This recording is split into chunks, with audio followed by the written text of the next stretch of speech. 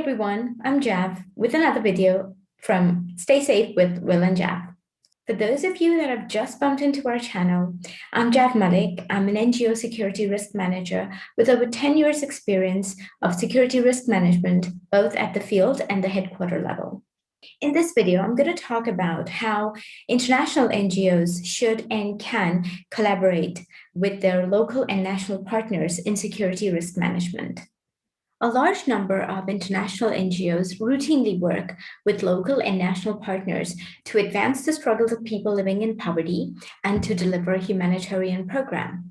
These partnerships could range from strategic long-term contractual partnerships to project or activity-based short-term partnerships, as well as informal alliances. The safety and continuity of programs depends to a great degree on the local partner's ability to manage safety, security, and health risks, especially while working on critical human rights issues in politically repressive contexts or in volatile or hazardous safety and security environments. The security policies and strategies of international NGOs do not apply to their local and national partners most of the times. Yet our collective duty of care and good security management approach require that we proactively support and collaborate with national and local partners on safety, security, and health aspects, and take a collective approach to managing risks. So in this video, I'm going to share with you a few tips and few ideas as to how my international NGO colleagues can deepen their collaboration and coordination with their local and national partners when it comes to safety and security risk management. Some of these tips are going to be quite generic, also because a lot of these things will need to be contextualized to suit individual context and individual situation. But I still hope you'd find it useful. So number one is partner selection. When you're selecting partners, large INGOs or international NGOs should consider whether the partner's security management capacity is adequate and appropriate for effective program delivery in the given context. If not, what additional support would be required and how will it be funded? In addition, it's also important to consider the partner's image and relationships within the local context, as that may also have an implication for safety and security. Number two, parameters of responsibility. While entering into partnership contracts, international NGOs should make sure that safety and security risk management responsibilities are clearly stated and also clarified as to who does what, who pays for what. Just because the local or national partners are closer to the ground and have better understanding of the context does not mean that they're impervious to the existing risks. Oftentimes, the security, administrative, and political risks are much higher for the people on the front line than those based at a distance. Number three, communication and joint risk assessment. Security should be a regular agenda item in all the meetings that you hold with your partners, and there should be an environment of openness and frankness where local partners, national partners should be able to flag any safety security risks that their staff are facing in pursuit of your joint mission.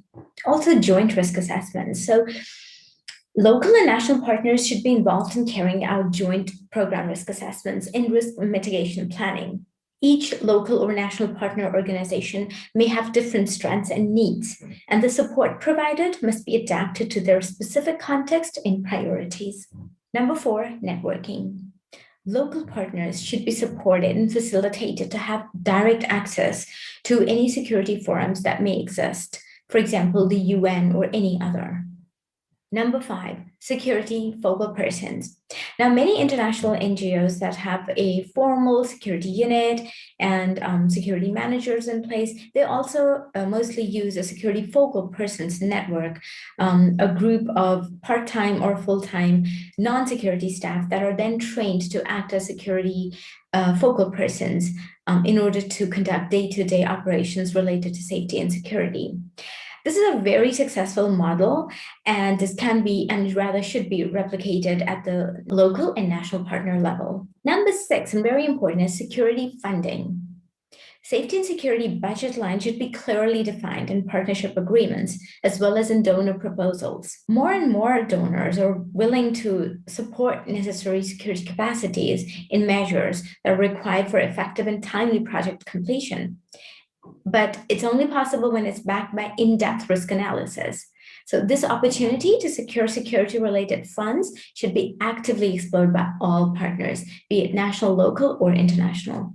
Last but not the least is number 7, that is learning and development.